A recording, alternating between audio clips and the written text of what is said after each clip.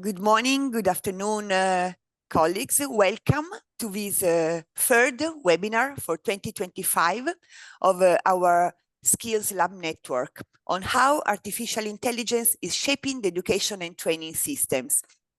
It is so nice to see today many familiar faces as well new ones. Thank you to all for joining us on this important topic.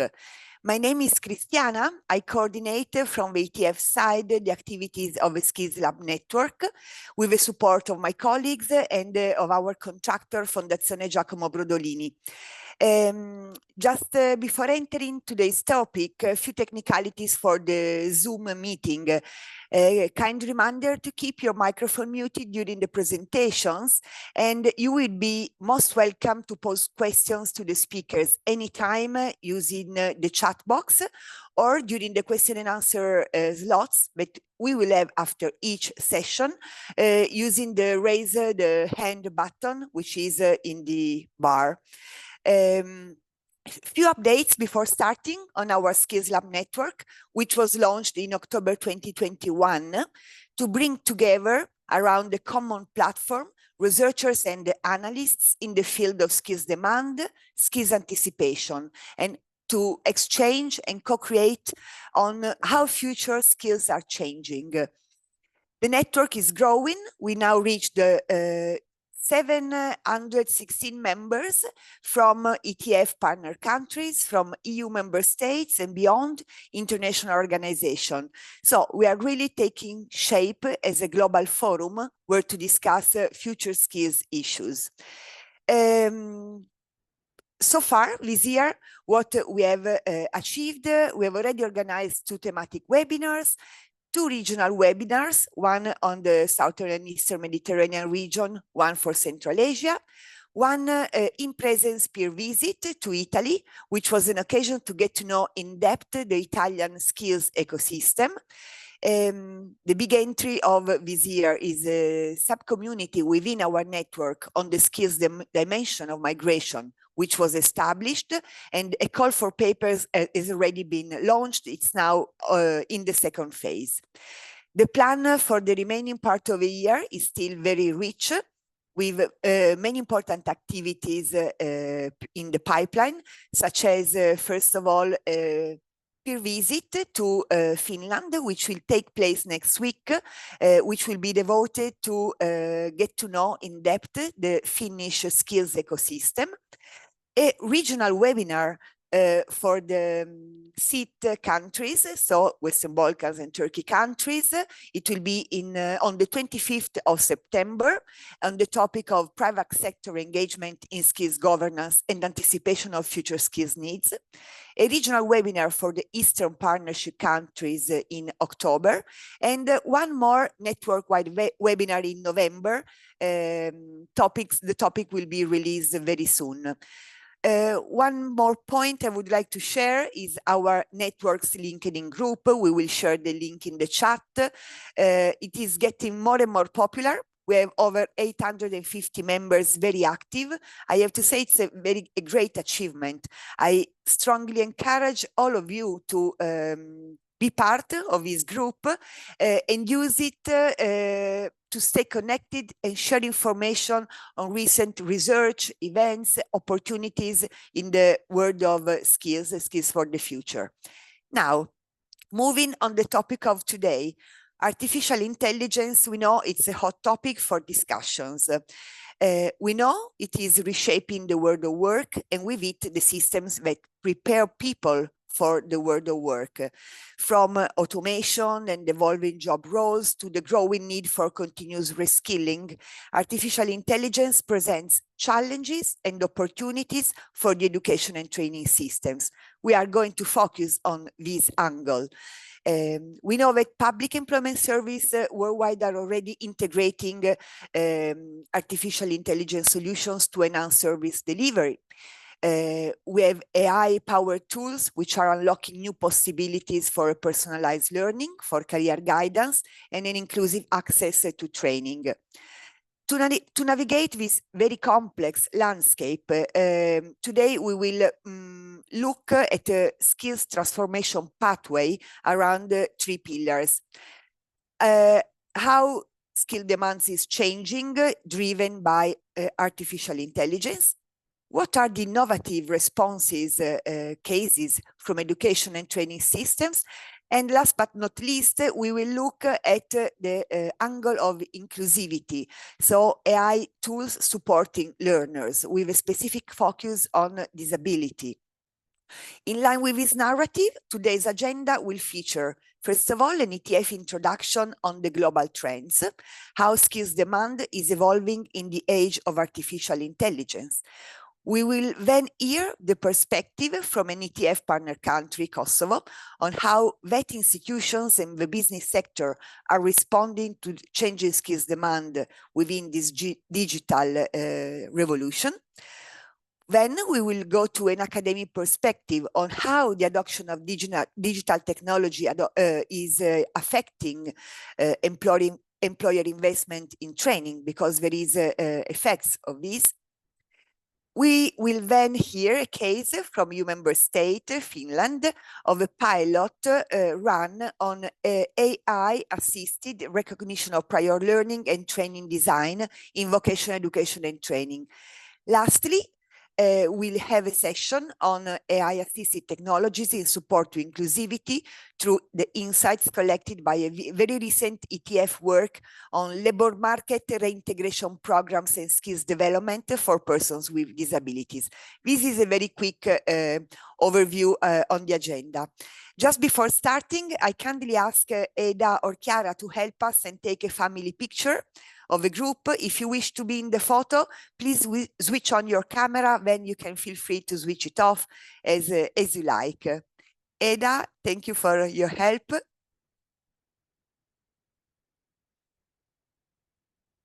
And cheers. Okay. Thank you. Thank you, that's done. Thanks a lot. Thank you to all. I'm now pleased to pass the floor to our facilitator, first facilitator of today, Ms. Branka Angelkovic, one of the network's regional facilitators, who will introduce and moderate the first session. Branka, over to you. Thank you, Cristiana. Good morning to all and welcome to our webinar. My name is Branka Angelkovic and I'm facilitator for Southeast Europe and Turkey. I'm very glad to see you all today. I'm pleased to introduce our first speaker, Umaghan Barduk from the European Training Foundation. She is a senior human capital development expert, and as Cristiana said, she will be taking us to the world of global trends, how AI is changing skills demand in the current times. Umaghan, you have 10 minutes for the presentation, and I will intervene 3 minutes before time so that you can bring your remarks to close. Thank you. The floor is yours. Thank you, and good morning to you all. I am sharing my screen. Can you see the slides? Yes, yes, we do. It's not yet in presentation mode, but we see it. Okay, I hope I can manage presentation mode. Is it okay now? Yes. I hope it is okay now. Okay, I would like to welcome you all, also from my side. It's really a big pleasure to be here with you. I have very limited time and quite a number of slides. So what I will do is just skip the slides quickly, but I still thought that it would be nice to have these slides for kind of a coherent structure to go through the main issues.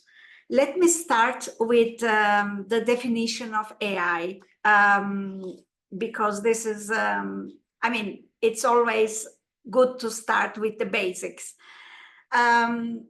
So the AI systems are supposed to operate with varying levels of autonomy and exhibit adaptiveness after deployment, and for explicit or implicit objectives infers from the input it receives how to generate outputs such as predictions, content, recommendations, or decisions that can influence physical or virtual environments.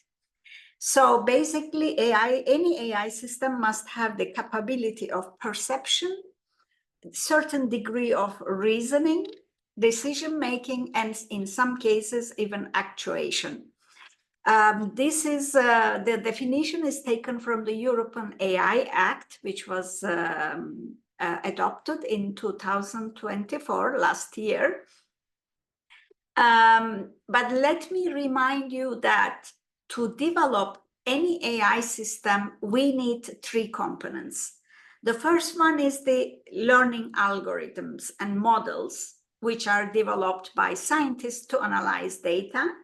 The second is the big data. Sorry, just if you can move the slides. I see the first. You don't see the second definition, the second slide? Now, yes. Yes, sorry. Definition. Sorry, yes. So the second component of any AI, for the development of any AI system, is the big data.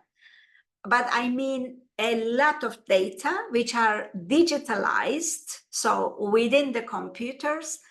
We need them to train and validate all these learning algorithms and AI models, which is always linked to the digitization of existing human knowledge. So the more we digitize the information about human beings, about life, about everything in the computers, the more likely that we can develop more algorithms and AI systems.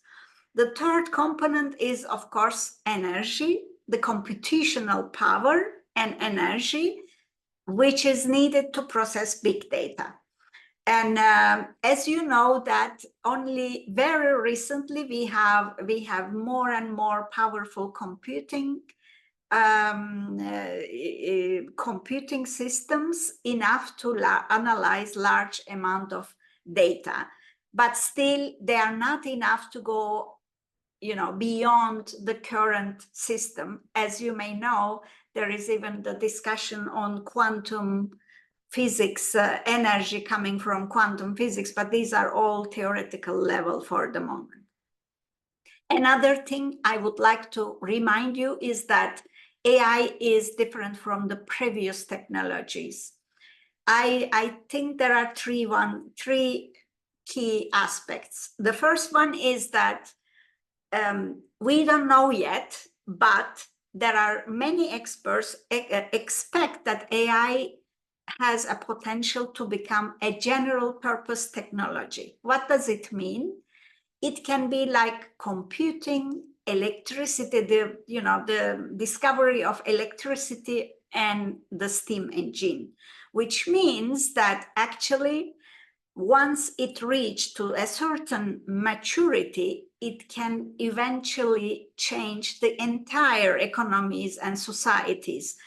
Because before the electricity, the way how we live, and after the electricity, how the societies become, think about these differences, it can have exactly the same effect in the future. Not yet. This is just, as I said, expectation, but there are a majority of experts expect that general purpose technology nature of AI. The second is the risk to the competition. Why?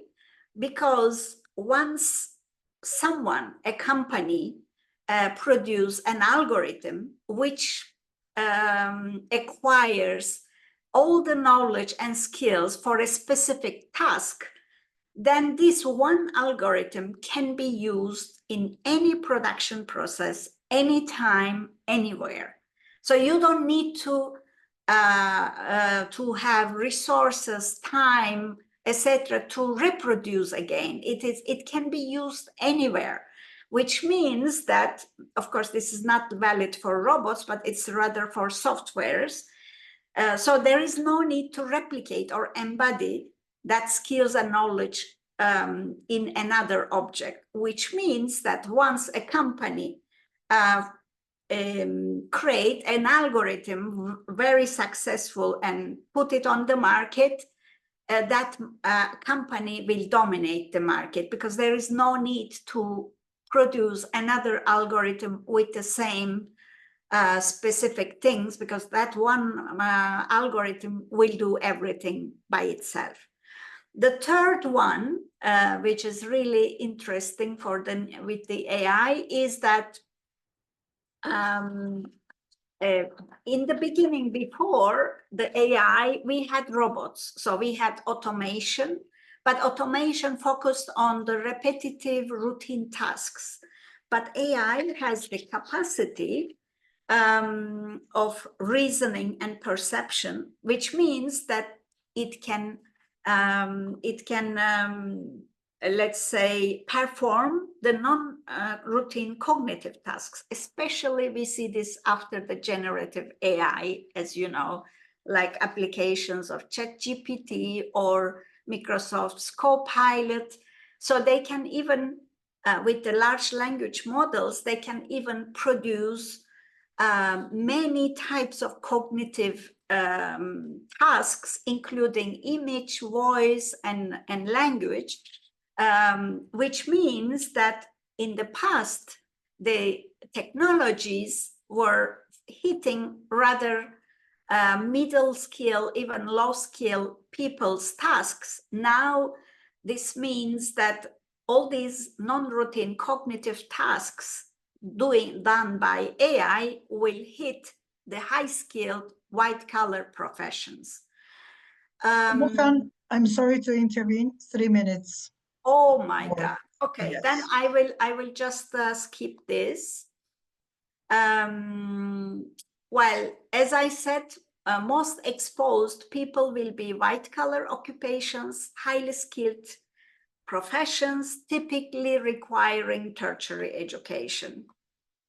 We already see many applications of AI, and you will see in the slides examples from different sectors, but I will not go through it because we need to enter to the skills needs.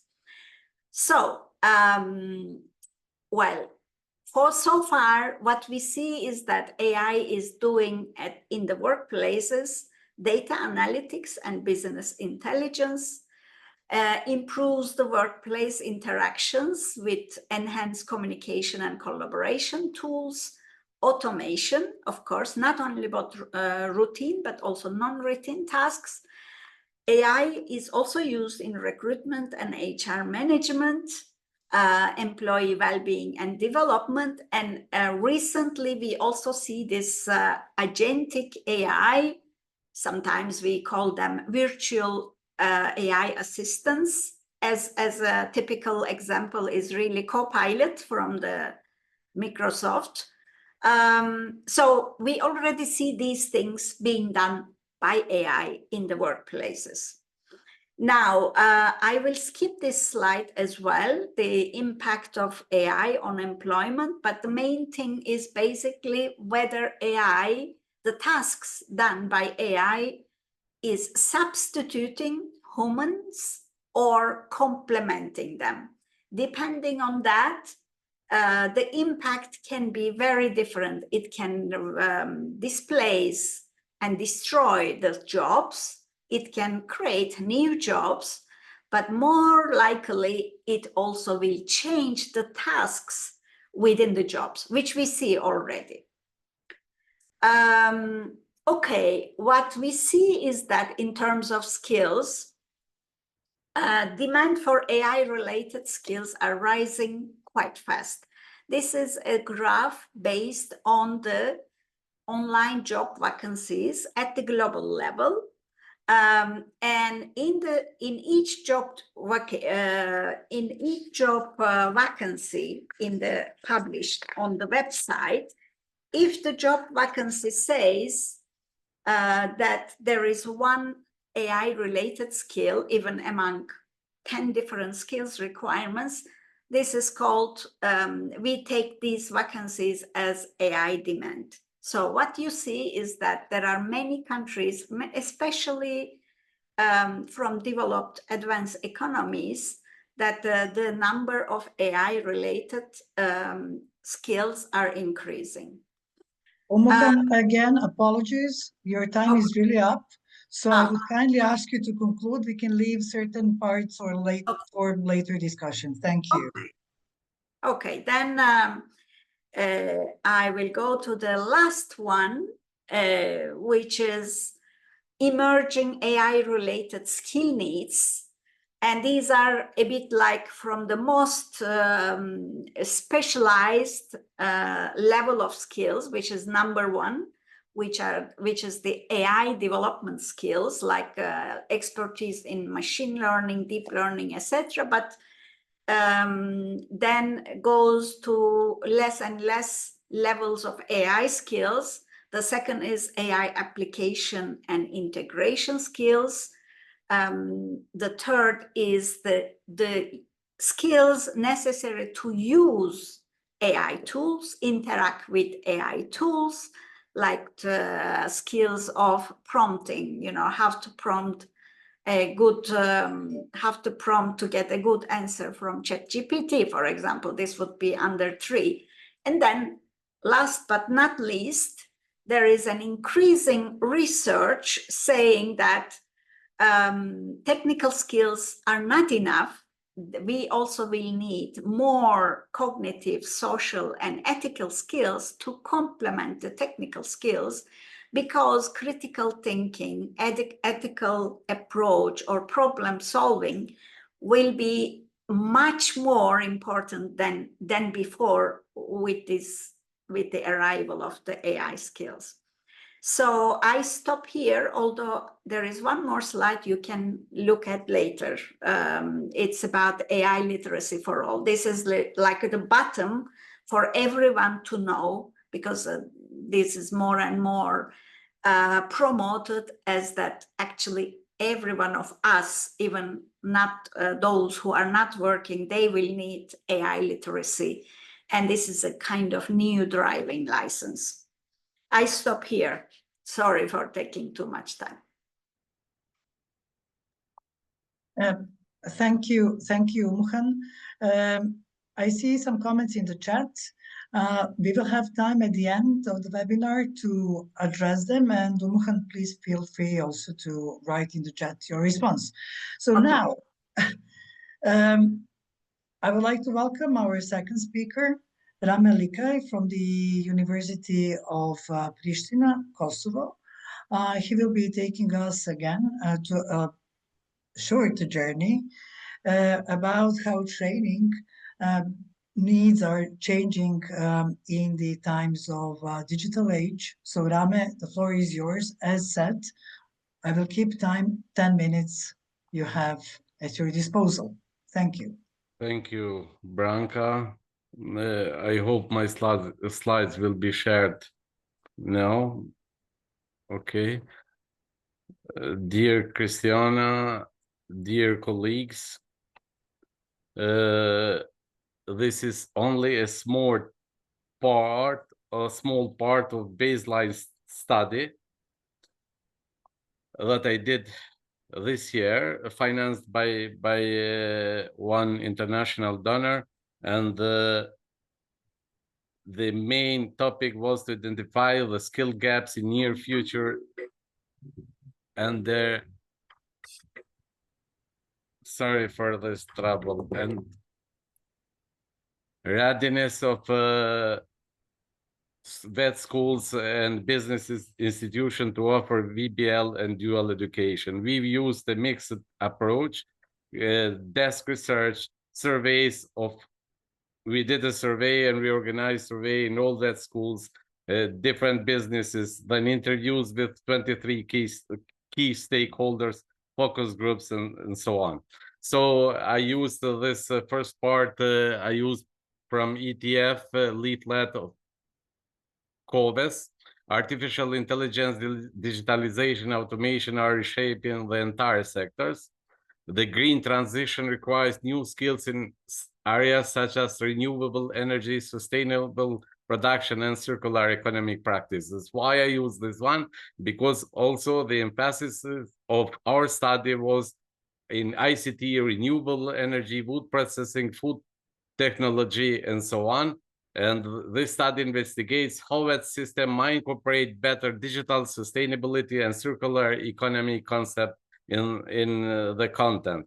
Of course, even though we've had a deep VET reform in Kosovo for 26 years, there are a lot of issues and challenges, especially in aligning curricula to industry-specific needs, but also our curricula in some cases is out of date, lack of funding to support the curriculum revision, teacher training, and equipping schools with high-tech technology, poor alignment with labor market, and respecting environmental standard, and some of the reforms and initiatives are not systematic, and these are sporadic. Next slide, please.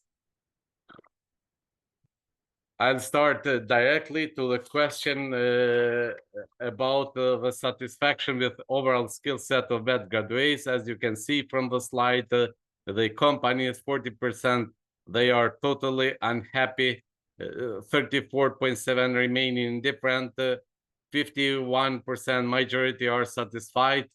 When we made the same question to the school, their answer was 54.5% reporting satisfaction, while 13.6% very satisfied with the skill set of VET graduates, but 9.1% indicates dissatisfaction. So they notice that something is going wrong. Next slide, please. The areas of big misalignment between VET provision and required skill set in specific sectors that I mentioned.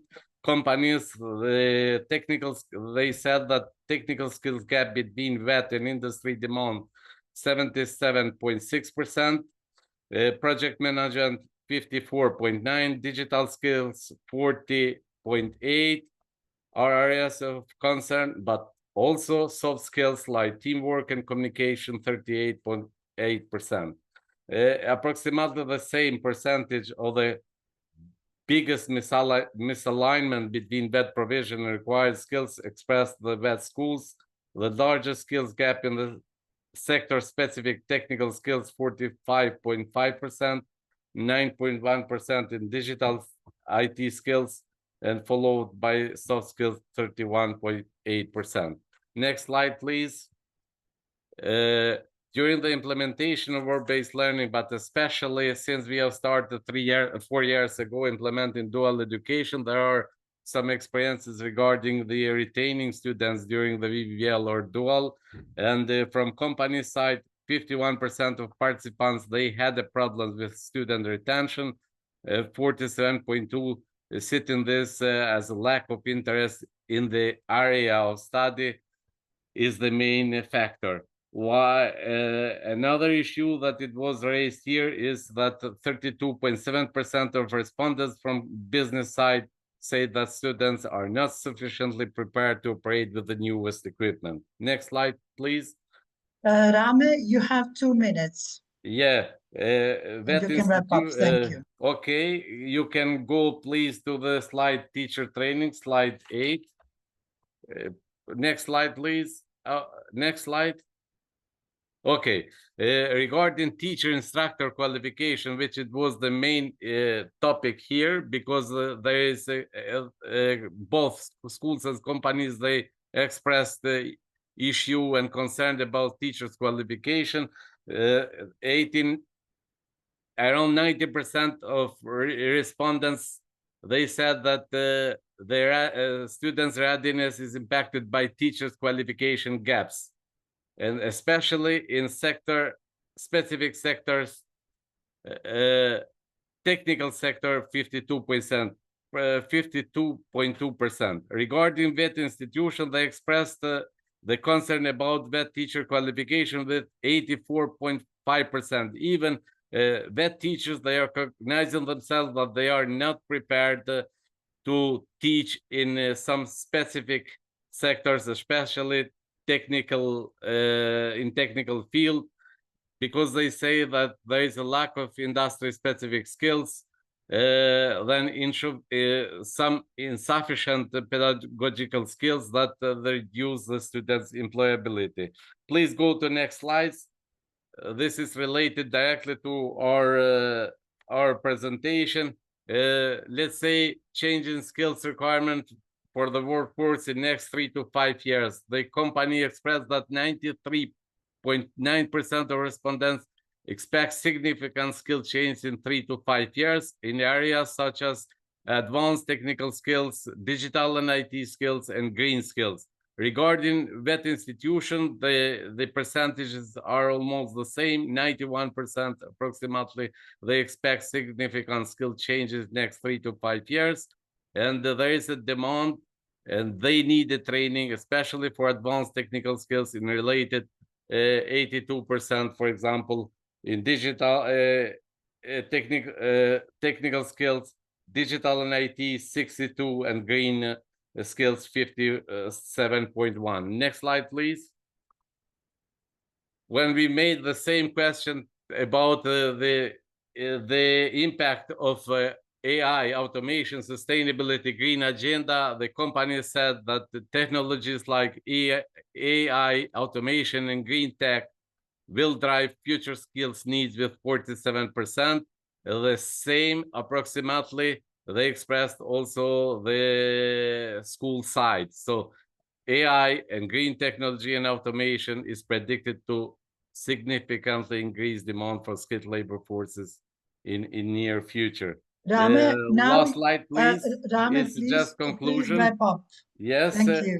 What we are doing to solve this issue, and we established several sectorial skills committee in several sectors. We are trying to update occupation standards, qualifications, same as to implement RPL, then provide tailored to the needs of vet teachers, teacher training, new equipment provision, networking and internationalization, and the joint innovative projects and initiatives with the other schools in not only in Kosovo, but in the region and internationally. And now we are working in revision and adopting a vet law based on these needs. So thank you for your attention and cooperation. Thank you, Rame. Thank you, Umuhan. Now we have up to 15 minutes for Q&A. Just few very basic housekeeping rules. You can use raise hand function. You can also use chat for this discussion. Now the floor is yours. Comments, questions are welcome.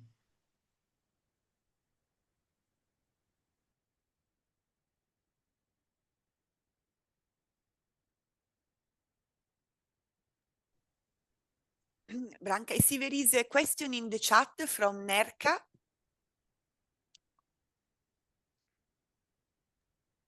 Thank you, Christiana. There is a question in the chat, as Christiana said, by Nerka Yugo, and it says, we must be very careful about mixing skills and knowledge, for AI is forcing skills development to use all these facilities. Though the input knowledge is taken from real knowledgeable experts pushed with AI in shadow, serving machines with research, knowledge, and important findings. People using AI as a facility treat that info, like ChatGPT, as own knowledge and apply it as such. There must be a clear line where it becomes non-proved knowledge applied by skilled individuals.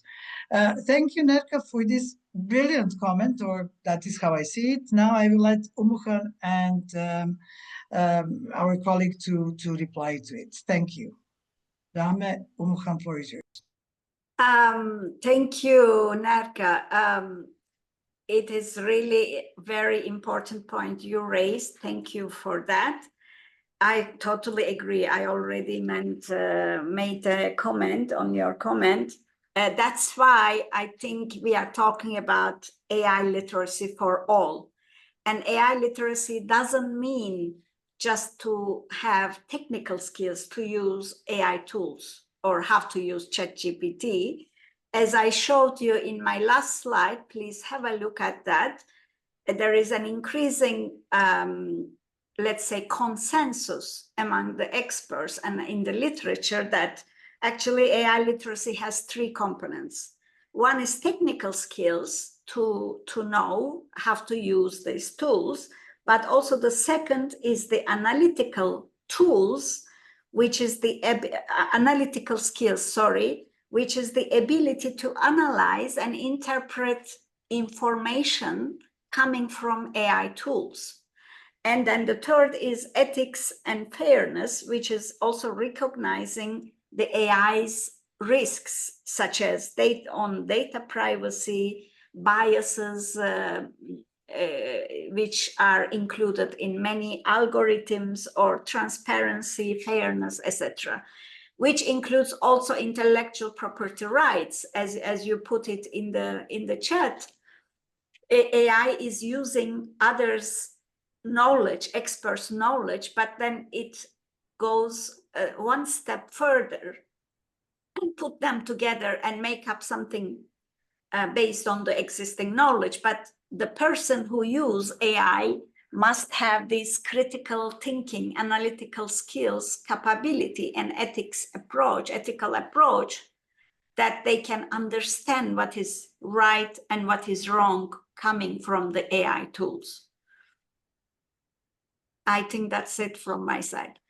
Thank you. Rame, any comment from your end? No, for me, I fully support.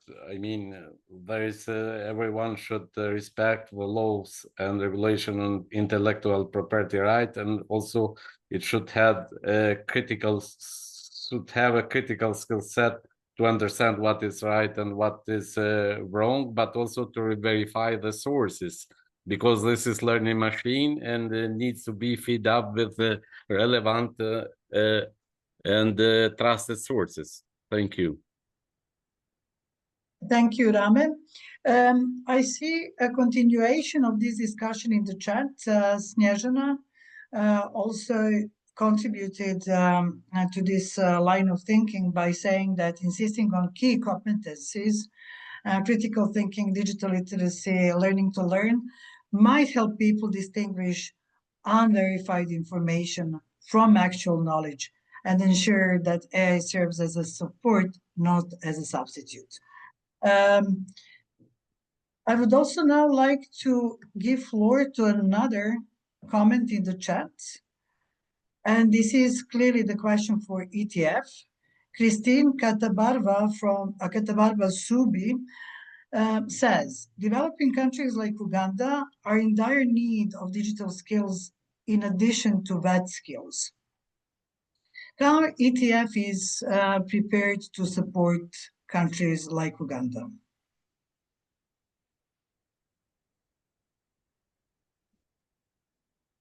Would you like to take the floor for this? Well, this is a big question and it takes a long answer. And I see also there is another person who has hand raised. Just let me tell you quickly that actually the Skills Lab network of experts is one of these tools that we would like to raise these issues with many different countries. That's why it is open to everyone from any country in the world. And this is one of the platforms we share knowledge and we discuss, we learn from you as well. So it's a very important exchange platform for us, at least.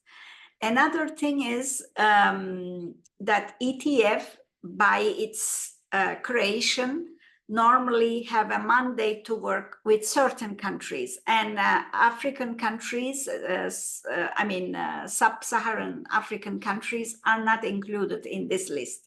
Currently, we can do work only upon a special request, which has to be approved by the European Commission.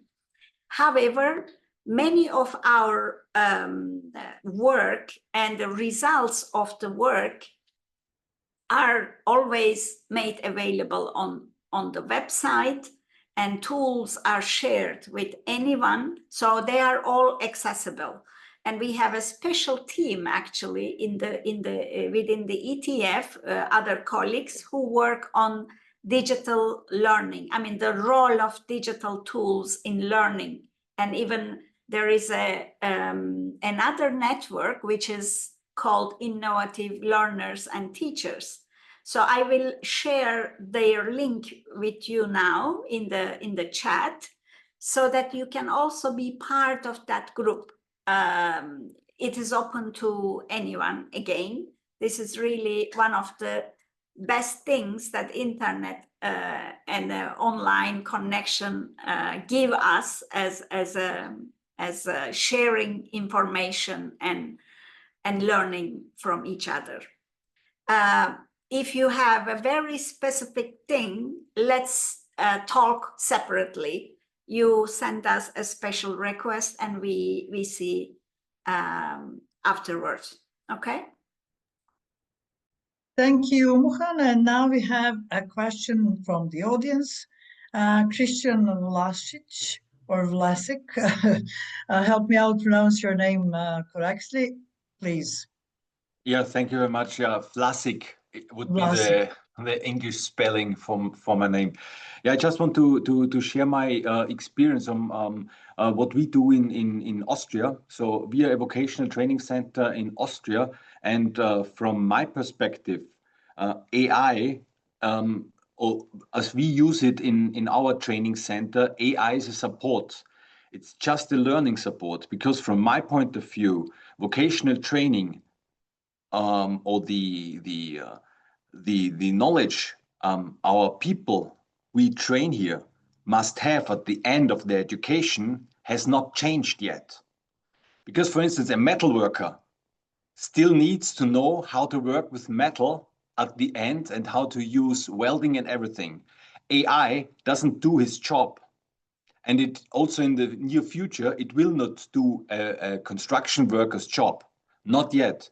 So we use AI to support, to transfer the knowledge, the content, so that people with maybe less education understand the content in a better way and learn faster. But the content is still the same. And I also believe the content in the future will still be the same. And our training stuff, so we prepared a complete system for our main jobs, like metalworks, electronics, and service jobs. We have a complete digital content, and our trainees or our apprentices, they go into interaction with AI to learn faster. But the content has not, or the topics have not changed yet. And I also believe not in the near future. For instance, if you know as electronic worker how to install a solar panel, to install a solar panel now will also be the same way you install it in the future. And no AI will do it. So we use AI really as support to transfer the content easier and according to the needs of our apprentices. And we also have a system which I also open to share with you. It's right now it's only in German, but also in the near future it will be also available in English, for instance, where we really have complete jobs, contents digitalized for learners. Yeah, that's so far my opinion And the comment. Yeah. Thank you, Christian. If Rame or Umuhan would like just to comment briefly, because we are now ending our session, the first set, the first block. What? There is someone, I think Nerka wants to talk as well. Let's take her before I make the final closure. Okay. Yeah, hello everyone from Sarajevo once again. I usually don't like to speak directly, posting my notes in a chat, but since I'm a trainer myself for so many years now, and a mentor and business consultant with a business school background, I'm wondering, how am I going to be a trainer anymore if I am facing in my room with the people that have come already with certain knowledge taken from ChatGPT and came to listen and learn some subject from me. If I'm trying to do that the way I've been doing before and introduce some systematic approach and trying to get them the real picture or something, and introduce some system how to learn it, and I expect at least one or two new ones, especially younger people, that would come up already with something or taken the mobile and read from ChatGPT with something that I may not say the way they expected. And automatically they will treat me like a failure, not ChatGPT, but me as a failure, telling them something that's not true. And I most likely know nothing anymore because they know everything from that chat. I see the threat to the training as a profession. As a trainer, I don't know how it goes. Should I become IT trainer to teach people skills how to use artificial intelligence, or am I really still trainer teaching people how to know something, how to apply knowledge, and what they can do with their creativity, with their hard work, and so on? What we are doing here, are we giving the green light to the people that can become trainers at the training and make it almost impossible to perform? Or am I competing with, as a trainer and a university degree and 20 more years of that business as a freelancer? Am I competing with the ChatGPT and I will always lose? People come with that's that fine line that we are not working on it yet. People come with the certainty that they already know things, and now they come with the mobile. They will just open up the topic and say, hey, what are you telling us? Listen what we have found on ChatGPT. This is certainly better than what you are trying to tell us. So we are diminishing the profession itself. Yeah. What we are getting with this is skill. This is not knowledge. And skill is completely something different. Skill is not enough. It is needed, but it is not enough to make things right. How we are going to do that? Nelke, thank you for your comment. I think that most of us have the same question, and I'm not sure who has the answer. If anybody has it, then please raise your hand.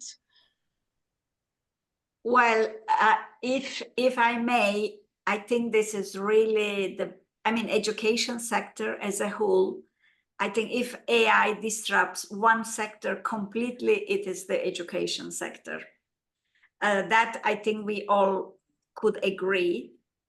But at the same time, having said that, I don't believe that teachers can be the role of a very important role, and contributions of teachers can be replaced by AI. There are attempts to do it. There are many tech companies promoting these things, but the very important basic competences like critical thinking, like adaptability, like learning to learn, these are the things that not easy to teach with AI. And moreover, the learning process in our brains, there are many studies on that we learn only when we really study hard or do something. It's not like a given knowledge coming from AI. This is not learning. It doesn't create extra networks between our brain cells. For example, I read recently a research which compares the brain of ChatGPT users and the brain of non-ChatGPT users, which showed that actually the brain of non-users have much more alive networks, which shows that the brain is much more working properly compared to ChatGPT users. Well, anyway, So this is a new area that we have to follow the developments, and each sector has to adapt. Thank you, Muhan. Thank you, everybody who took part in this really lively discussion. And we're already 5 minutes late. So I'm handing over to my colleague, Najib Hamouti, who will be facilitating the remaining part of the webinar. Thanks again to Muhan and to Rame for their really interesting presentations and for discussants who really engaged actively in the discussion. Thanks. Thank you very much, Branka. Welcome everybody again. We are very happy to have more than 100 participants from many countries, and I would like to thank those who said where they come from. I saw Bosnia, Herzegovina, Libya, Egypt, Tunisia, Netherlands, Azerbaijan, Belgium. Those who haven't said yet where they come from, you can still do it now. Just a reminder of some of the housekeeping rules. I mean, you can ask a question during the panel, but you can also take the floor like Nerka, what Nerka did. Okay, without waiting, I would like to give the floor to the first speaker. We have Giorgio Brunelli from the University of Padua, Italy. And in this panel, we'll have two perspectives, one from Italy and one from Finland. Giorgio, the floor is yours, and sorry for keeping you wait for 5 minutes. Thank you. Hello, can you hear me? Yes, we can hear you. You can put Can your you see- presentation in presentation mode. I think that would be better. Yeah, can you see my slides? Yes, can you put them in presentation mode, please, Giorgio? Yes. Wait a second. How do you do that? Thank you. Presentation, yeah. Right. Here we are. Since I have 10 minutes, I have to sort of rush a little bit. I mean, this is an academic piece. I try to be very brief and go straight to the point. What is the research question? Research question is, do firms adopting digital technologies, including AI, invest more or less in training? Why is this question interesting? Well, I mean, there is a lot of talking about training, especially adult training, as a way to deal with the problems related to introducing these digital technologies. Digital technologies are changing the labor market, so especially people who are losing their jobs perhaps need to get trained to be able to upskill or reskill. So the question is, well, since most of the training in the economy is done by employers, the question is, do firms who actually adopt these technologies train more or less than other firms? So this is an empirical question. And now before I go to the results, let's see what you would expect to find. Well, on the one hand, if a firm introduced artificial intelligence or any other digital technology, then investment might be encouraged because to implement this new technology, you have to retrain people. On the other hand, so there will be a positive effect. On the other hand, there will be negative effects because the introduction of these technologies are changing the tasks in the firm. And it might be that the remaining tasks do not require much training. One clear example is that if these firms hire more temporary workers. So, in principle, there are pluses and minuses. So the question is, let's look at the data. The point is, let's look at the data and see what is the balance, what we can find. And the data I'm going to use is European data coming from the European Investment Bank, is the ABIS survey. And this survey has been done, is a survey of employers, has been done since 2016 and covers about 13,000 firms in 27 EU countries. So this is actually restricted to the European Union plus the UK and importantly, since 2019, the US. So, I mean, there is a very broad coverage of, say, rich countries. And the thing which is useful about this data is the information on training investment per employee. So we know how much firms spend in training and also on the adoption of technology since 2018. Now, these technologies are not only artificial intelligence, include artificial intelligence, but also include robotics, drones, 3D printers, and other sort of stuff. The typical stuff that we basically include in digitalization. And information we have on training is actually interesting in the sense that we know that, at least in 2020, about 11% of total investment by firms is in training. And the average amount is about 203 euros per employee, but there is a lot of variation across countries. In some countries, they spend much more. And so what is the exercise? Because this is an exercise, no more than that. So the exercise I'm going to present is we are going to compare investment in training in firms who adopted digital technologies between 2018 and 2023, and firms who never adopted digital technology in the same period. And we are going to look both at the total effect on training investment per employee, and also at what we call the intensive and extensive margin. Extensive margin is the probability of doing any training. Do firms switch from zero training to positive training? And the second is intensive margin. Do firms doing training train more or less? So we're going to look at both. Now, results, I'm going to show graphs. So the first graph is this graph. Let me explain. Horizontal axis is time. So 0 is 2018 and 6 is 2023. And we also look at the periods before. And the thick line you see is the training investment per employee done by firms who adopted digital technology relative to firms who did not adopt. So you see, I mean, from 2018 on, there is a negative effect. The thick black line is on the negative axis, and the effect is, statistically significant in the first 3 periods. So overall, firms spend less. Firm adopting digital technology spend less on training. And if we break down into the intensive margin, the extensive margin, this is the extensive margin. It's the probability of doing any training. Firms adopting digital technology are more likely to do training. So that's potentially good news. But also, firms adopting digital technology who are doing training are training less. So basically, it's more likely they do training, but the expenditure in training is lower. And the overall balance is a reduction in the training per employee. So conclusions, we find that overall, firms adopting digital technologies are training less than firms not adopting digital technology. So this, of course, points to challenges in pushing for adult learning, because firms who are the bigger trainers, they adopt digital technology, are not training more, are training less. And of course, if you believe or we think the adult reskilling and upskilling is important, then we cannot really rely on firms to do this. I think government policy is very important to be able to push forward adult training. Thank you very much.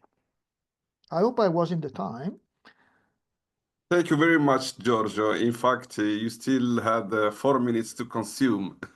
Well, thank you. I was too fast, perhaps. But we can use it for the Q&A session. I hope our participants, our guests will challenge you or will ask confrontational questions. Why not? Just before giving the floor to Matthew, who is also impatient to keep, I keep here 2 dates and also for you, Giorgio, to meditate on. The term artificial intelligence was coined in 1956. So it means next year, 2026, we'll celebrate 70 years of AI. And the second date is the beginning of 2020, when generative AI became mainstream, or let's say use politically word, democratized in a sense. And this is where us as specialists or people who are passionate about education and training got involved in the discussion. I don't know if you agree with this, but I hope we'll have a question, because what you said is very interesting. Matthew Harris from Omnia Partnerships from Finland. The floor is yours. And then after that, we'll start the Q&A session. Thank you very much. Nice one. Yeah, it seems like I've got a bit more time than I expected. So I'll try and stick to around 10 minutes and not be too greedy. But massive thanks to everyone who's presented so far and from all of the contributions in the chat and in the discussions. I'm going to share my screen in just a moment. Where are we?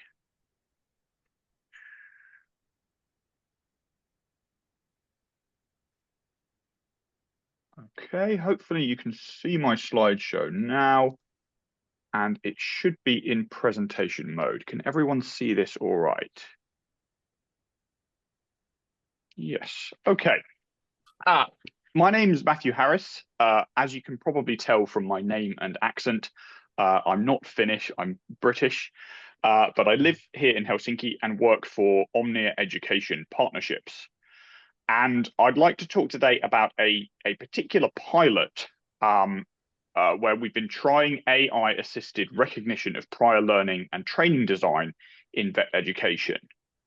And to give a little bit of background, Omnia Education Partnerships are an ambassador of Finnish education and training worldwide. We are, as I was saying to Najib, the consultancy and international training arm of technically 4 Finnish non-profit organizations, but in effect, the biggest of those 4, Omnia itself, is a large Finnish vet training institution here in southern Finland. And our job is to sell and distribute Finnish expertise to international clients. We've got an excellent record working with ministries, as well as education and training organizations and many corporate customers. And we sell programs which are competency-based with digital, face-to-face, and applied dimensions. And although we do not sell within Finland, that's Omnia's job, all of our courses do lead to European qualifications based on accredited Finnish certificates. And this is our general approach when we sell our programs. Just again, to give you enough context to follow my presentation, what we usually end up doing is taking an existing Finnish certificate or qualification and tailoring it to our customers' needs. In some cases, these needs might be a particular cultural context. We do a lot of work in the Middle East and some in sub-Saharan Africa, for example. Sometimes these needs are time related, particularly with corporate clients. People can be very busy, so we need to adapt and fit around their schedules. And often it's in terms of how we deliver our training. And to give you an example, the project I'm involved with at the moment, which has involved this AI piloting, is based on the specialist vocational qualification in leadership and business management.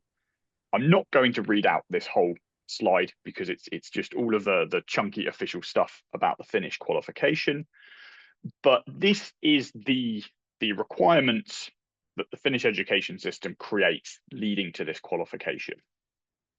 And we have adapted and designed our own leadership and management program for this particular large corporate client in the Middle East. I've written there at the bottom. I believe I'm not meant to say what this corporate client is, so I've censored a few bits of this slideshow. It's not super important to know who they are, but knowing that they're a very large, complex organization with very specific needs and a very, very busy workforce. So late last year, we conducted an audit of this client and helped them to design this training program that I'm now a part of in a way which leads to the individual or the original Finnish qualification, but also takes into account their own needs and schedule. And it's a 1-year-long part-time program. And when we look at the Finnish qualifications, we usually have lists like this, where a module has a large number of requirements or competencies that graduates will be expected to demonstrate. And this is just one module out of 3. So you can imagine that when we're designing these training programs, we've got quite a lot of stuff to go through and adapt when we design the specific training. So we tried using AI to help us in this particular pilot. The first stage was pretty simple and I think reflects the support rather than substitute use of AI that someone mentioned in an earlier presentation. We simply took the list of competencies from the module description, entered into our secure ChatGPT account, and asked ChatGPT to rephrase these in first-person format.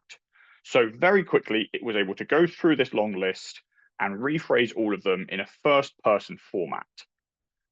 We then turned that into a survey to give to the training participants. So it freed up a lot of time. It made our process much more efficient, which is something I'll come back to, but it still required a high level of expertise from our trainers because we needed to check through these and make sure they were relevant to the learners. So everything that GPT gave us was given to learners as part of the recognition of prior learning process. Again, I'm not going to read all of this. It will be on the slideshow that's shared, but recognition of prior learning is very, very important in the Finnish VET system. It's about checking what learners already know and designing their own personal learning path so that they're not going over any redundant material and the training or learning experience can address what they need as much as possible.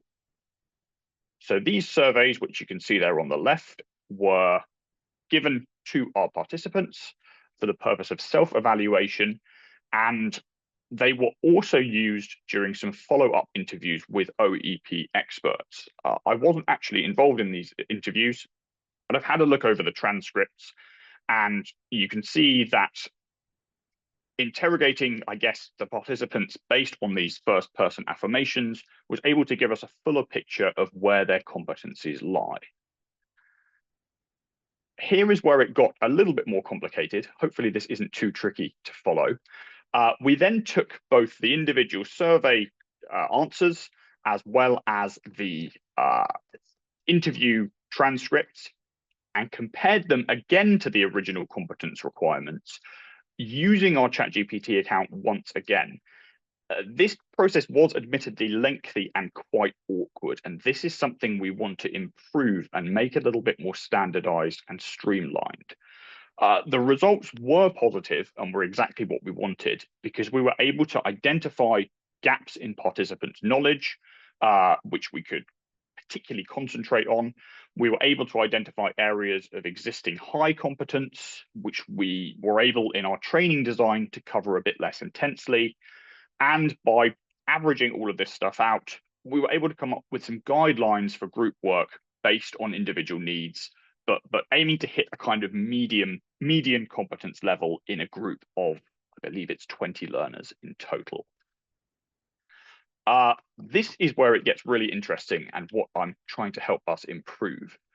We're now working on making this entire process more automated, which will hopefully make this aspect of our work both more efficient and more standardized. So this is good for us because first of all, it removes the need for so much busy work, transcribing competencies into surveys, and then looking over everything manually to figure out gaps in candidates' competencies based on their surveys and interviews, saving time and freeing us up to do more actual face-to-face training. The standardization is also important because as we're working on more complex prompts for ChatGPT, it gives us more similar answers when, for example, rephrasing these competencies.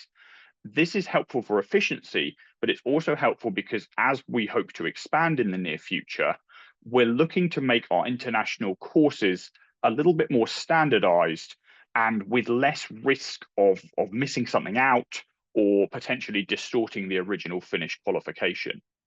So the ideal magic process, which doesn't fully exist yet, is one where we'd have a course or module's competencies entered into our custom AI funnel. The rephrased first-person affirmations would then be delivered already in the form of a survey to give to participants and use during the interviews. We would look at keeping these interviews human-based rather than relying on AI for the actual interview because of things like body language, the human touch to reassure the candidate themselves. So we're mindful of the fact that we're not using AI to replace jobs. We're using it as a support for our process.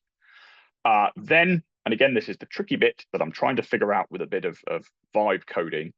The results of these surveys and interviews will be fed back into our funnel, highlighting areas of high and low competency, and the training design itself, which would likely remain manual for the time being, could then possibly eventually incorporate some AI-driven suggestions, but again, always with a specialist to check and oversee.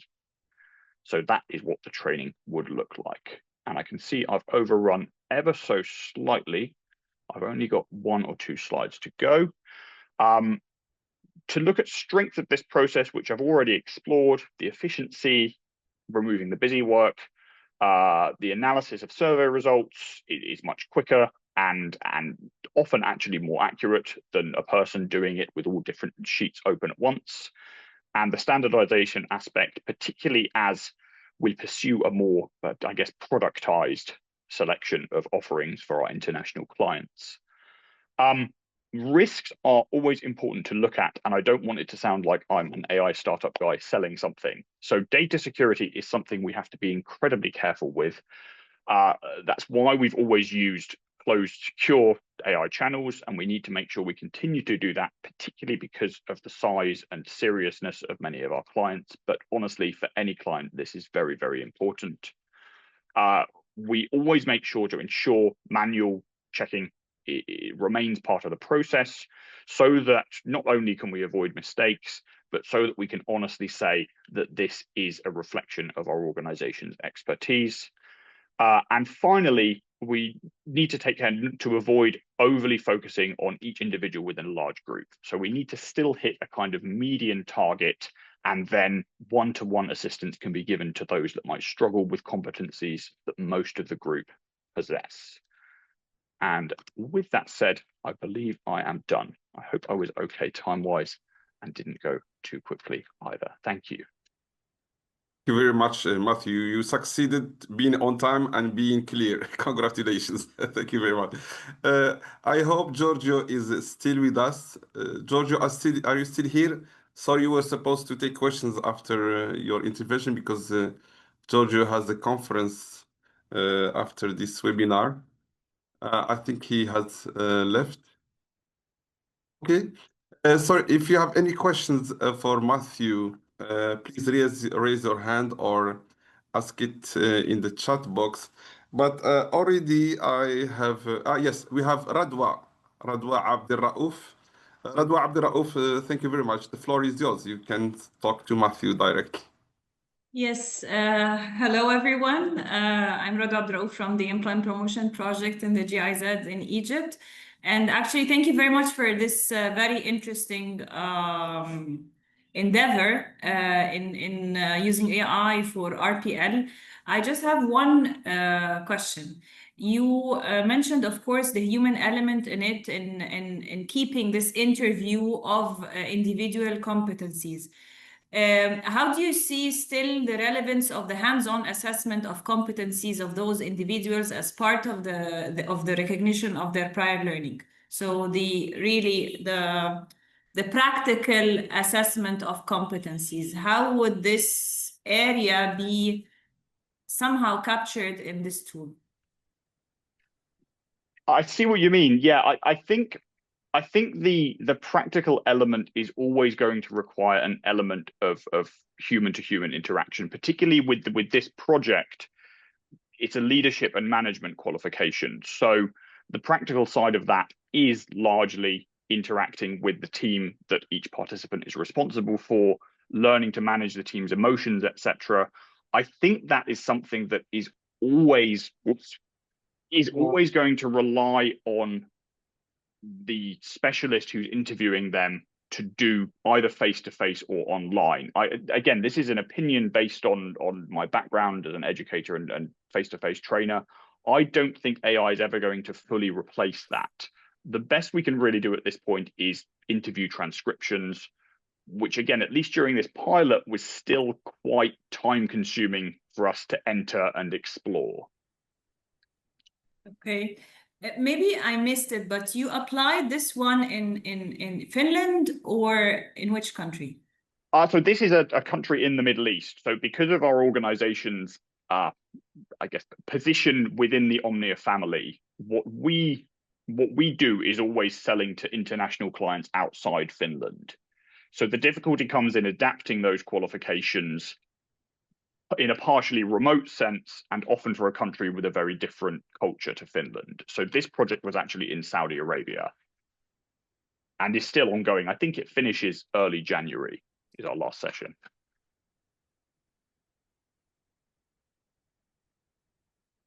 And one thing I would add actually, Radwa, is in the case of this project, the smaller number of participants and the amount the client's able to pay made us able to still maintain a one-to-one focus with each participant. I do think another potential risk with this sort of thing is if you've got a larger project with a lower budget, it becomes harder to give everyone that individual attention, and there's the risk that things become too reliant on data and AI analysis. So I think that is another potential problem with this sort of thing. And if I could just share a follow-up question here, the interviews were done by Omnia or by a counterpart in the country? So those were done by Omnia. I believe they were done in the country, but I'm not 100% sure. I know that some of my colleagues are visiting next week for follow-up interviews and assistance, and I've been there already for a workshop. So it does still have a pretty significant face-to-face real-life element.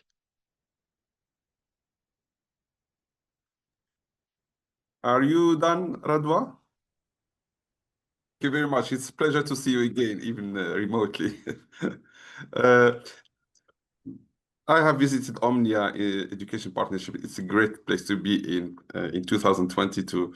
And I see that you are also getting abreast with the latest technologies and the methodologies in teaching. My question for you, maybe while we are waiting, maybe for another question from the audience, is you have focused on competencies with some, you presented a case study of a module. Do you see it progressing toward integrating this into career guidance? I do, and we have discussed that, yes. I mean, at this point and with this project, that wasn't a huge part of our mandate, I guess. But I do think that's something that we could potentially do. I know this particular client, again, is a very large company that tends to keep people within its framework and guide and direct them themselves. But I think if that wasn't the case, we would be looking more towards taking these competencies and pre and post course advising participants in what they could potentially do next. So yeah, really, really good question and good opportunity for the future.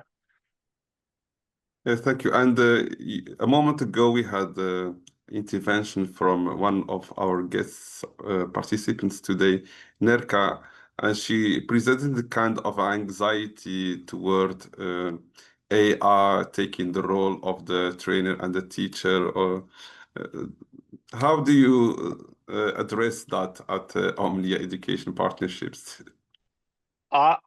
Again, I fully share her anxieties because most of my career before I moved to Finland actually was a bit of educational consultancy, but also teaching and tutoring primarily in English literature, which is my field originally.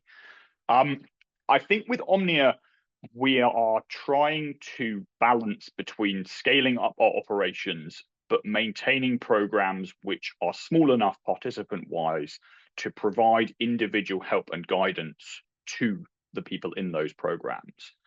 And I think at least with this project that I discussed, I found that quite a few participants have still wanted individual guidance through the module and through the required competencies, even though it is a remote and often digital program. So at least in my experience, I find that people have a need for hands-on guidance. And I think when things are fully digitized, this need becomes even more acute. Again, that's maybe not a magic solution for this problem, but I do think that's something that's not really going to go away at least with AI in its current form?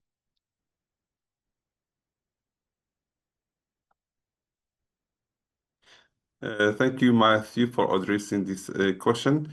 I don't know if we don't have questions in the chat box.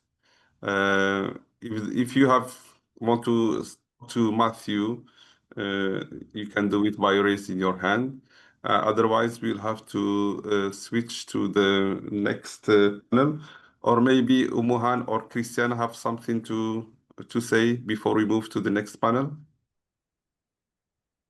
Well, thank you. That the presentation of Matthew already is a great example how AI can support the role of educators and trainers. And in that sense, at the end of the day, I really think that it depends how we use AI, basically, in line with what we are imagining in our future lives. Of course, there is a risk, very serious, but at the end of the day, I don't see that this is because of the technology. It is because of human beings.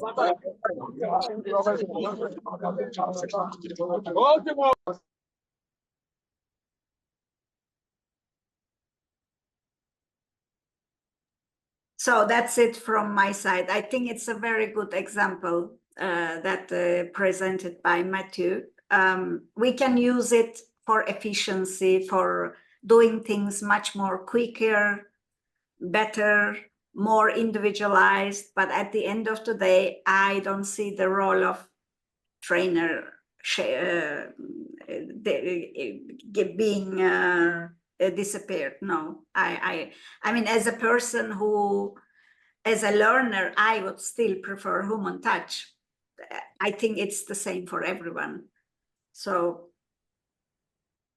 I totally agree with you, Umahar, or maybe AI or generative AI will come as a support to the trainer and educator rather than a competitor.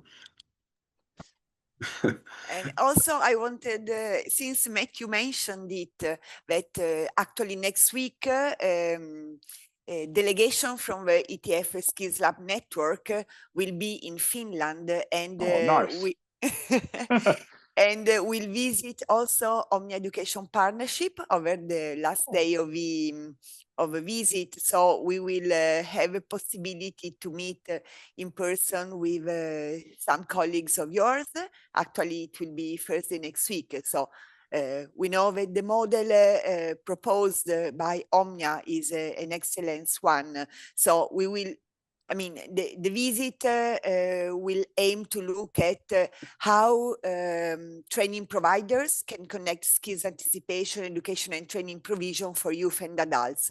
So, but I'm confident there will be room also for discussion about these pilots, and maybe we will meet in person as well. Yes, that would be a pleasure. Thursday, is that the 18th next week? Okay, exactly. I should be in the office that day, so hopefully see you then. Wonderful. That's great. Thank you, Matthew. Thank you. Before I give the floor to Piotr from ETF, I would like just to point to something very important, which is the presentation of Giorgio. Unfortunately, he has a conference, but he pointed to a very important topic which has to do with lifelong learning and how do companies invest in training their employees, etc., and all the stakes behind that. I think this is something that we have to keep in our radar and continue to talk about AI with adult learning, adult teaching, and lifelong learning. Without waiting, as I said, I like to use this word without waiting, but we are waiting for the next speaker. I'm pleased to introduce Piotr Strokowski from European Training Foundation. The floor is yours. Are you here? Hello. Hello. Yes, I am here. Thank you for invitation. Thank you for having me here. Nice to see all of you. And I would maybe I try to share my presentation. Okay, this is it.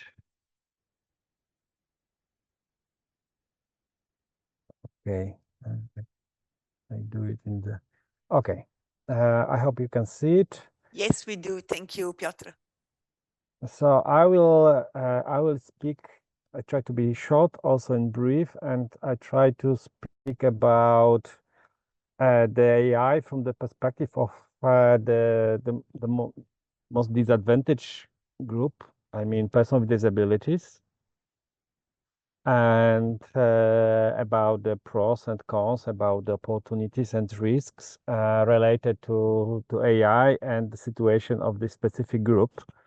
And I thank you very much for invitation, because in my opinion, it's really important, this perspective, to have this perspective in the discussion about AI and the impact of AI on learning and labor market, because I'm the labor market specialist, and of course this perspective of labor market is really important for me, but I see a lot of linkages between the labor market, of course, and education. So we know that AI creates a lot of opportunities for persons with disabilities. It offers a much more individualized approach, reduce costs of access to different technologies, but also it creates a lot of risks. And the risk I would start with, maybe not the most pedagogical approach, but I think it's important to be aware that, and those risks are identified already. You know, we are not talking about hypothetical risk, but they are already in existence. So we know that AI can somehow reinforce discrimination of persons with disability in the labor market and in the learning, because the most important is that AI models are usually trained on the average, and tend to have the tendency to tend to average user of the AI tool. And specific situation of person with disability sometimes can be missing. The voice recognition is a good example, when we have the AI tools, but which may not work properly with person who has some problems with voice. We may also support some kind, the AI may also have some kind of the biases or discrimination built in, just replicate what already exists, and reinforcing existing discrimination. For example, AI hiring tools, because in many the situation of persons with disabilities is very often is that they have, for example, the breaks in their career or breaks in the learning process, or they have already they had some kind of the face some kind of the discrimination, and it's replicated in the resume, in the CV, and it's assessed by the AI tools to assess, for example, CVs on resume as a negative factor. We may also see that development of AI tools, the mainstreaming of AI tools, if they are not accessible from the very beginning, if they are not designed, the thinking how we can make them accessible, then it can lead to the further discrimination, because persons with disability may have difficulties in using them.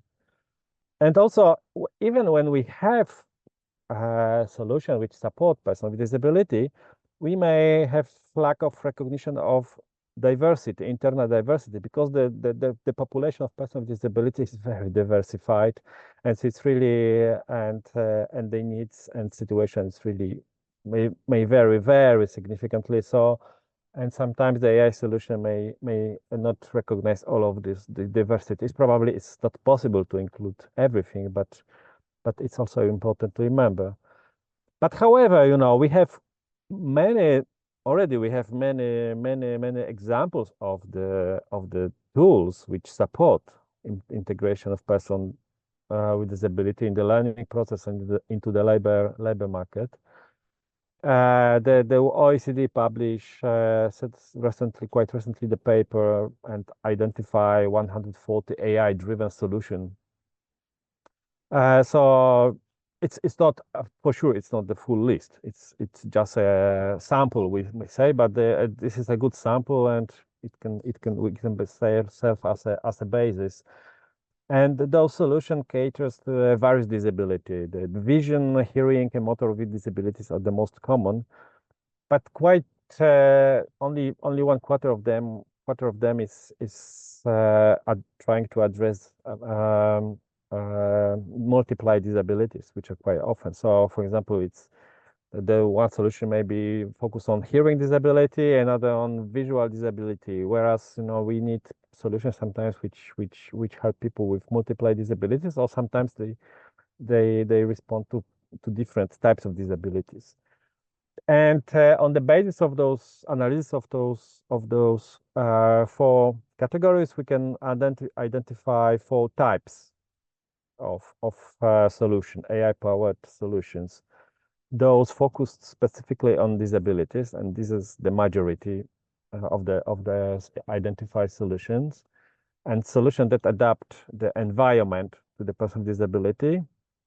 Something like which is called the meta solutions. So they rather support others to adapt to the solutions to the needs of person with disabilities, and solutions that create new employment opportunities for individuals with disabilities. So I will shortly tell you a few words about each of those categories.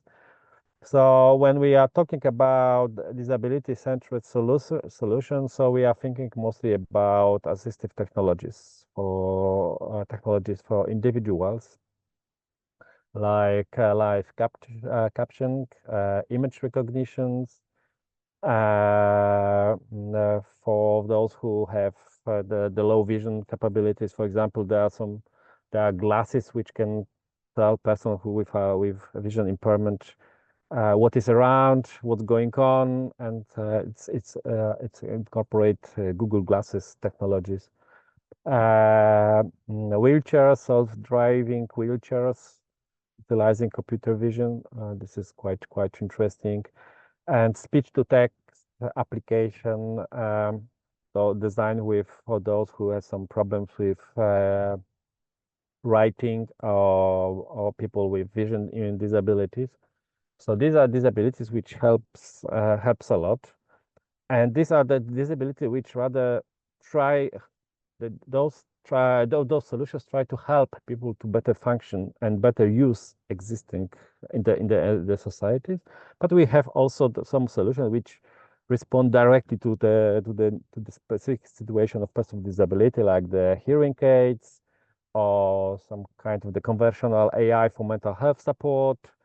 Prosthesis, AI-driven prosthesis that aid in gait correction, so voice synthesis technology. So these are examples of the solutions which can be mentioned here.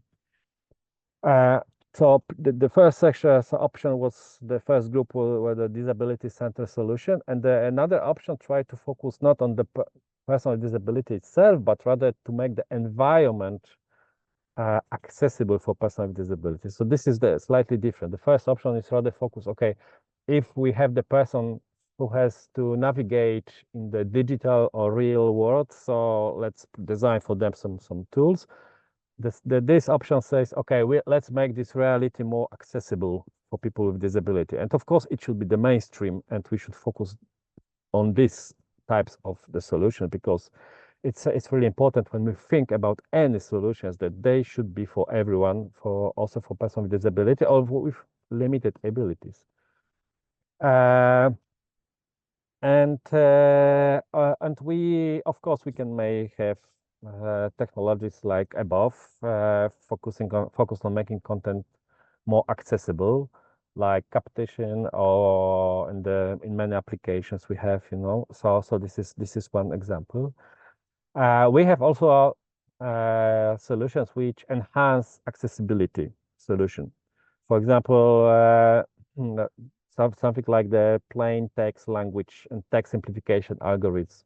So if we have we write something, so these applications, this solution can help us make sure that this text is clear enough to be understandable by the person with some difficulties.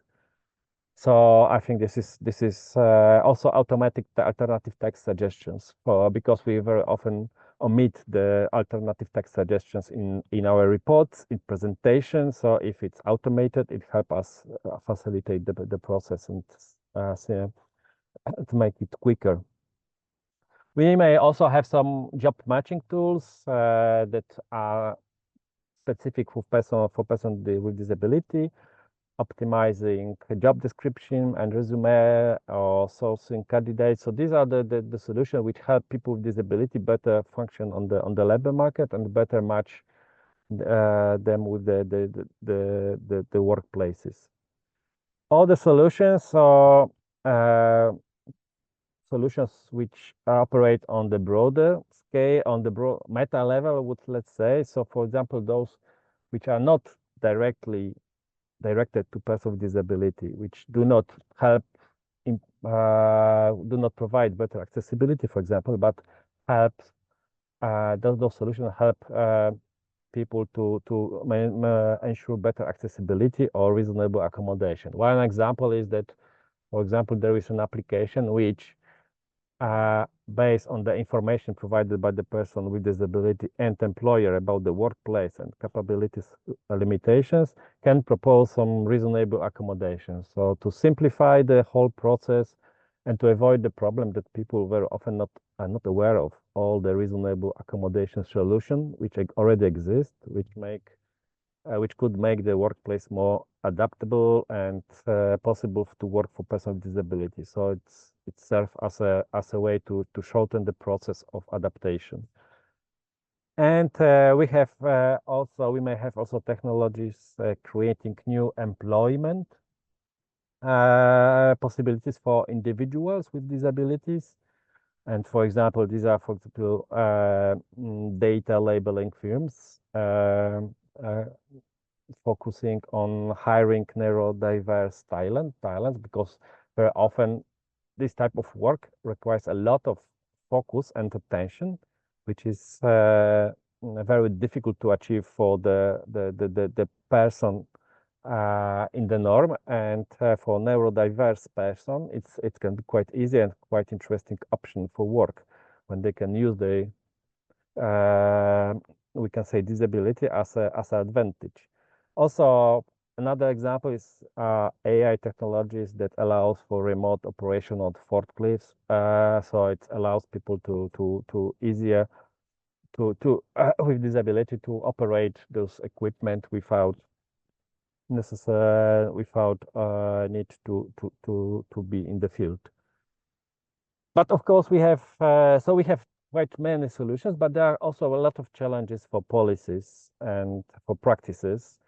So I mentioned before the limited and biased data. So we have underrepresentation of persons with disabilities in the training data set. So that's why those AI solutions may sometimes treat persons with disability as extreme and excluded them from the designing phase, and focus more on average. The big challenge is insufficient funding. Most of the funding for existing solution is from the public funds. And most of those applications are developed in academia. But of course, the problem with the private funding is the private funding is not as much interested in financing this type of the solution.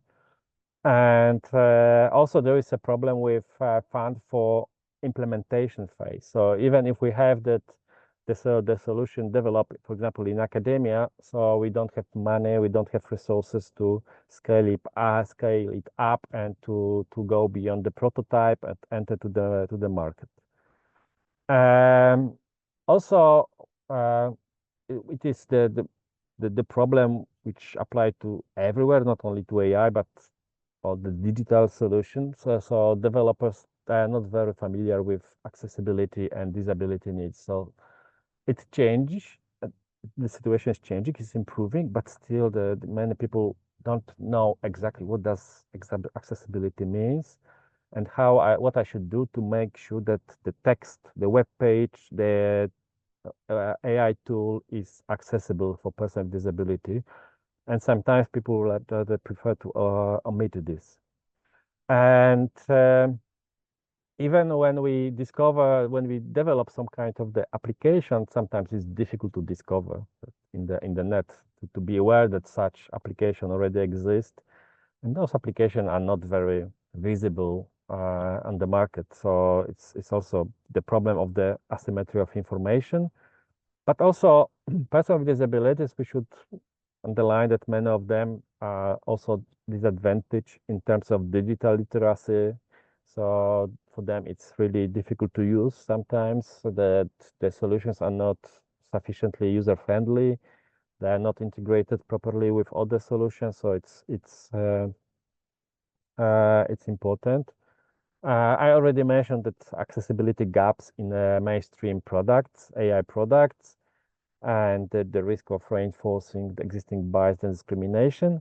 We have also kind of the policy, regulatory and policy gaps, because we have we can see here two silos. One silo is those regulations and policies related to AI, and another silo is regulation and policies related to accessibility.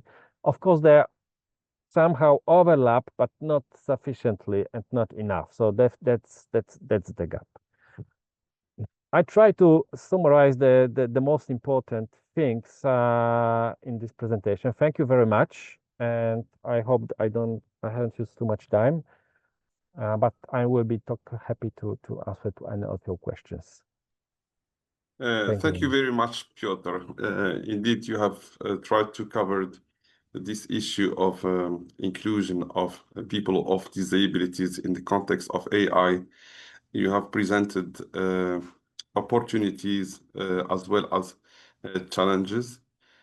Some of these challenges are technological, some are related also to budgeting and to the power, if you like, of or capacity of financing such initiatives. We have also Shadi Henshiri, who is one of our guest participants today, who have posted an interesting comment. Shadi says, another challenge we have been facing when piloting our AI chatbot was the social marketing of AI solution. Beneficiaries don't know the potential of AI solution, and that is usually underestimated during development and testing. If Shadi is still here, we would like just to ask you if you could be specific whether you are relating this to the people with disabilities or in general. Shadi, are you here? Sure, yeah. Thank you so much. Thank you. Yes, thank Can you. you introduce yourself? Yes, please. Yes, absolutely. My name is Shadi, and I work as a senior data and research associate with IWEM, International Organization for Migration in Tunisia. And I have been leading like an initiative for having an AI chatbot on WhatsApp for beneficiaries, and I will say mostly vulnerable populations, and that was towards how to navigate health services. I wanted to add that it's very, very important to focus on the social marketing of AI solutions. The AI solution can be perfect. There are many models. There's a lot of, I will say, ICT people, data analysts, big data managers, etc. But when it comes to the implementation, during the pilot phase, I figured out that based on also other experiences, we usually miss how to explain the solution to those who need it, and secondly, the frontliners also who will be deploying these type of solutions. Yeah, it's like, I don't know, you have your grandpa who's using an old coffee machine, and you're offering them like a top-notch new coffee machine, and they don't know how to use it. And at some point they try, and then you didn't invest so much time to explain, to let them understand how this is functioning, how this has a lot of options. Just get rid of this and back to the old system. I try to make it as a story, so it's easy for people to understand. Yeah. Thank you again for this great presentation. Thank you very much, Shadi. Piotr, any comment on Shadi's statements? Piotr, okay, you are frozen. I think this issue of connection with Piotr. Yes, yes, Piotr, did you hear me? Did you hear Shadi's comment?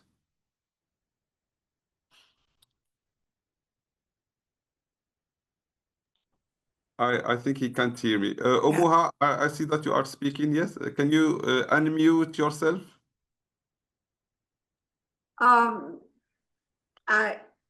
I think Piotr, Piotr, are you here with us? But I just wanted to say that this is really great point raised by Shadi. I mean, it's an excellent point which we ignore very often about this, you know, the have to reach out these disadvantaged groups when you develop something for their benefit, because they are already disadvantaged and lacking digital skills, as Piotr was mentioning, not only disabled people, but also in general marginalized groups. So improving their accessibility to such tools require more than just producing the tool, that's for sure. Piotr, did you follow the question, please? Yes, I followed the question. Sorry, I had some problem connection. I hope now it will be better. Unfortunately, I'm outside the office, and yeah, but I fully agree that that's the problem. Very often, person with disabilities or person representing vulnerable groups are not sufficiently involved in designing phase to make sure that those instruments are accessible and to test instruments or solutions. That's the first barrier very often present. The second is, as it was mentioned, is the knowledge about the solution itself, and to make sure that those solutions reach those targeted population, we have to make sure that we cooperate sufficiently with appropriate civil society organization representing persons with disabilities, leaders of opinions, but anyway, it may be not sufficient. So we have to build this critical mass and the knowledge about the solution. So it's not easy. I don't have clear answer here, of course, but I think this phase of implementation and involving in the implementation first person who are or groups, organizations who work with persons with disabilities or others groups, disadvantaged groups is really, really important.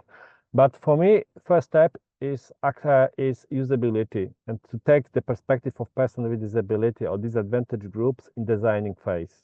It's really important because if we don't have it, I'm not talking only about persons with disabilities, but for example, also elderly person. This was also mentioned.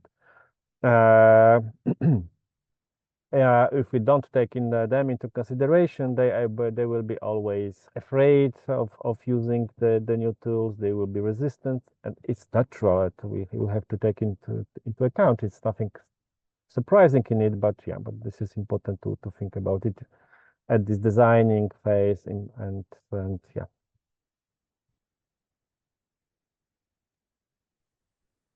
Thank you very much, Piotr. Christiana, are you asking for the floor? No? Okay. Just to continue the discussion, I think Piotr's intervention is also about on one side you have inclusion, but also on the other side you have ethics. Because let's say that those who design those generative AI models are people not, if like in the majority, not people with disabilities. So there is, as you mentioned, there is a bias. So I think we also need more investment in the ethics side of AI, not only in the technical side of AI, so that we can make sure that no one is left behind. If you get, yes, Piotr, yes, please. Absolutely, but I think this is also the regulatory, the role of regulations, because we know that relying only on goodwill is not always sufficient. And this is the same like when we build a new building, new infrastructure, we are obliged to fulfill some regulations to make sure that it's accessible, to meet that the infrastructure meets some standards. And the same regulations should be implemented for AI infrastructure, AI solutions, and to make sure that they are accessible. And in fact, it's going on. There is in European Union, there is an accessibility directive implemented. So now all the companies, they have to make sure that all of their products are accessible. And it's defined what accessible mean. There are specific codes for or standards for digital accessibilities. So we are not talking about very abstract concept, but very concrete, very specific solutions which should be applied. And we should talking about it very loudly and insist that all the providers or the developers should be aware of it and invest in their skills and their understanding. Because also my experience is that when people from the AI sector, they start understanding the perspective of person with disabilities or person with limited abilities, they're very keen to implement those standards. They are not there. If they understand why we do it, you know, so for whom and very often they are not very expensive solutions, you know. Sometimes we are talking not about, but we are talking about the barrier of knowledge and willingness to implement it. That's why I think it's really, really important to encourage our colleagues, from other IT sectors, and talk about this as much as possible and make it required, you know. And this is also the role of the public sector to set some standards, and the standards should be set high by the public sector, because then the private sector usually follows.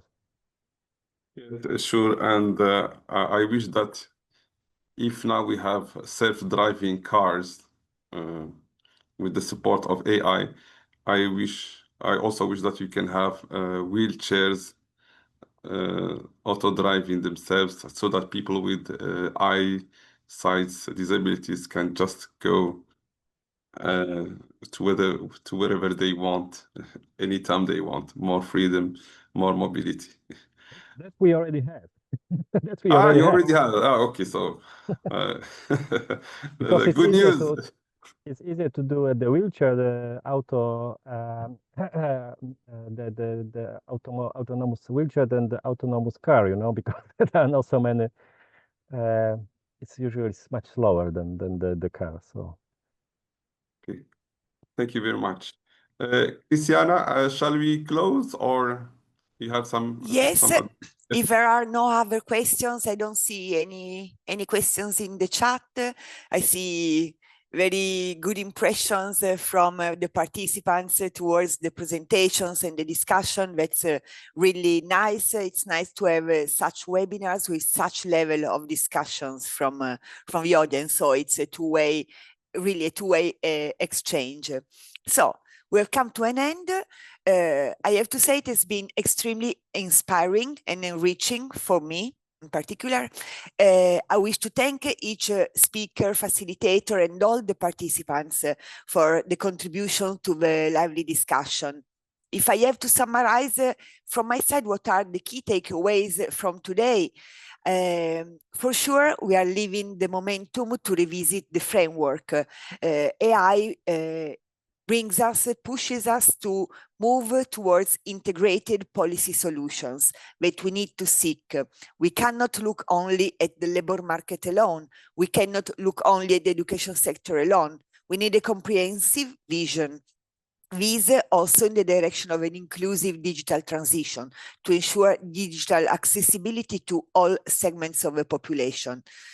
A second key takeaway that I take really from today, it remains key to insist on key competencies. So we have mentioned critical thinking, digital literacy, learning to learn, because the skills to distinguish unverified information from actual knowledge are extremely needed, so that AI serves as a support and not a substitute. There are some open questions which remain. Are the education and training systems equipped for this? maybe not yet, but the direction, we are moving in the right direction. And of course, cooperation between education and training and employers, the world of work, must even more be boosted to ensure this transition. One point that I would like to add, at the EU level, the new initiative of Union of Skills is actually aiming at tackling skills shortages, enhancing workforce competitiveness, and ensuring that people can access high quality employment opportunities. And among the key areas that this initiative will address is the upskilling and reskilling for the digital and green transition. So again, the digital transition is brought on the table, and it is really a momentum to revisit the overall framework. That's the consideration from my side. I wanted to also to share that, to repeat that the materials from today will all be posted on the ETF Open Space. You will receive a link. I already put it in the chat, but you will receive a link when everything will be uploaded, including the recording and the summary from the event and the discussion. As previously mentioned, I encourage to use the LinkedIn group also to share your impressions following activities like the one of today, the exchange. So to put your impression, because it can be really become more and more a platform for exchange of ideas. That's all from my side. I wish you all a great rest of the day and the week. Thank you so much, and we will keep you updated on the upcoming activities through the normal channels of the network. Thank you to everyone, and hope to see you soon, very soon. Thank you.